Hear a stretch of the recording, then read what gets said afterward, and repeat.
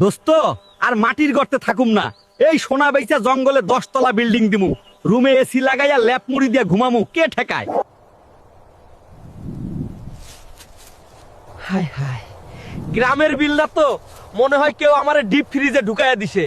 আরেকটু থাকলে তো আমি শিয়াল আইসক্রিম হয়ে যাবো। ওস্তাদ, পেটের নাড়ি ভুড়ি তো সব হজম হয়ে গেল। গ্রামে কি আর মুরগি নাই? কাল রাতে গেরস্তর বাড়ি গেলাম, দেখি মুরগির খোয়ারে 3 তালা। আরে রাখ তোর মুরগি, এখনকার মানুষ খুব শেয়ানা হয়ে গেছে। আগে মুরগি থাকতো উঠানে, এখন মুরগি রাখে লেপ তোষকের নিচে। ফ্রিজে মুরগি, খাটের নিচে মুরগি, শুধু আমাদের কপালেই ছাই। তাহলে কি না খেয়েই মরবো ওস্তাদ? এই শীতে তো শরীর চলে না, যা চলে তাও আবার থর থরাইয়া কাঁপে। আরে না, আমার কাছে একখান বড় লোকি প্ল্যান আছে। খবর পাইছি তালতলার জঙ্গলে গাব্বু দানব একটা সিন্দুক নিয়ে বসে আছে। সিন্দুক আনতে পারলে আর মুরগি চুরি করা লাগবে না, সোজা কেএফসি কিনে খাবো। কেএফসি? ওস্তাদ চলেন জলদি, এমন 2-1টা দানব আমার কাছে কিছুই না।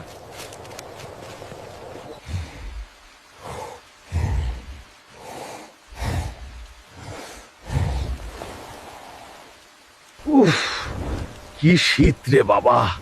এই শীতে সিন্দুক পাহারা দেওয়া যে কি কষ্টের। একটা জ্যাকেটও নাই। দানব বলে কি আমার ঠান্ডা লাগে না? চোর ডাকাত সব লেপের তলে ঘুমায়, আর আমার ডিউটি করতে হয়। কিন্তু খবরদার, শীতে হাত কাঁপলেও থাপ্পড়ের জোর কিন্তু কমে নাই। সিন্দুক ছাইরা দিমু না। জ্যাকেট দে বা কম্বল দে, সিন্দুকের দিকে চোখ দিলে কিন্তু চাবাইয়া খামু। উস্তাদ, সরিষা ক্ষেত দিয়ে তো ভাব নিয়ে যাইতাছি, কিন্তু কলিজা তো কাঁপতাছে। সিন্দুক আনতে গিয়া দানব যদি উল্টা আমাগরেই সরিষা ইলিশ বানায়া খাইয়া ফেলায়, তাইলে কি হইব? চুপ থাক ভিতর ডিম। দানব এখন শীতে জমে আইসক্রিম হয়ে আছে, ওরে গিয়া কমু, মামা সিন্দুকটা দে।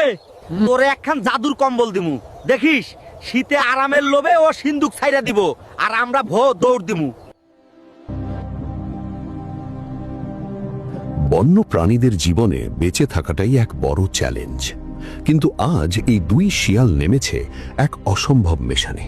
তাদের গন্তব্য দানবের ডেরা। গহীন এবং রহস্যজনক জঙ্গলের বুক চিরে তারা এগিয়ে যাচ্ছে বিপদসীমার দিকে। সিন্দুক চুরির এই পরিকল্পনা কি সফল হবে, নাকি জঙ্গলের গভীরে তাদের জন্য অপেক্ষা করছে কোনো বড় ট্র্যাপ? প্রকৃতির এই নাটকীয় মুহূর্তে শিকারী নিজেই কি শিকারে পরিণত হবে?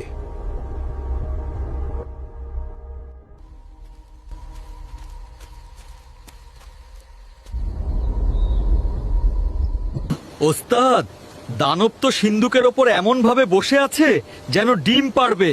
সরাবো কেমনে? আরে দেখ না কি করি। দানবের দুর্বল জায়গায় হিট করতে হবে। তুই শুধু আমার সাথে তাল মেলাবি।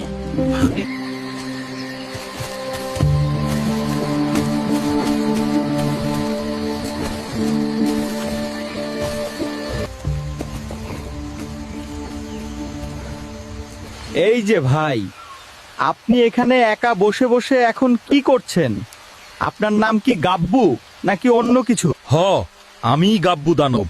কিন্তু তোরা এখানে হঠাৎ কোত্থেকে আসলি? আর তোরা কি আসলেই পিচ্চি শিয়াল নাকি রে? আরে ভাই, আমরা তো ইউনিয়ন পরিষদের লোক, একদম আসল ভলান্টিয়ার। আপনি এখানে শান্তিতে বসে আছেন কেন?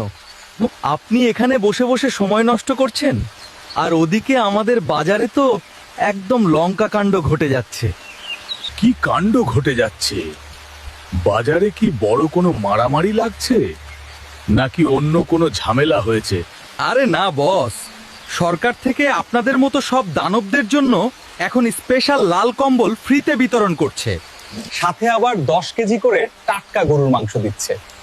বাজারে এখন সেটা নেওয়ার জন্য বিশাল লম্বা লাইন লেগে গেছে। কি বললি রে ভাই? লাল কম্বল আর সাথে আবার টাটকা গরুর মাংসও দিচ্ছে? কই দিচ্ছে শুনি, জলদি বল, কই দিচ্ছে? ওই তো আমাদের উত্তর পাড়ার বটতলায় দিচ্ছে। কিন্তু একটা বড় সমস্যা আছে বস, চেয়ারম্যান সাহেব একটা কড়া কথা বলেছে। যাদের কাছে অনেক ধন সম্পদ বা সিন্ধুক আছে তারা তো বড় লোক, তাই তাদের কোনোভাবেই এই লাল কম্বল দেওয়া হবে না। হায় হায়, তাহলে তো এই সিন্দুক সাথে করে নিয়ে কোনোভাবে যাওয়া যাবে না। এটা দেখলেই তো সবাই আমাকে ওখান থেকে খেদিয়ে দেবে। এখন আমি আসলে কি করি বলতো? আমার যে ওই লাল কম্বলটা এই শীতের মধ্যে খুব বেশি দরকার ছিল রে ভাই। বস, আপনার এই কষ্ট দেখে তো আমার নিজের বুকটা ফেটে যাচ্ছে। এক কাজ করেন, আপনি ঝটপট দৌড়ে গিয়ে আগে কম্বল আর মাংসটা নিয়ে আসেন। ততক্ষণ আমরা আপনার এই সিন্দুক নামক ঝামেলাটা এখানে বসে পাহারা দিচ্ছি। আপনি কোনো চিন্তা না করে জলদি দৌড় দেন বস। সত্যি দিবি তোরা পাহারা? তোরা তো আবার চুরি করবি না? ছি ছি বস, আপনি একই কথা বলেন। আমরা হলাম একদম আসল সরকারি ভলান্টিয়ার।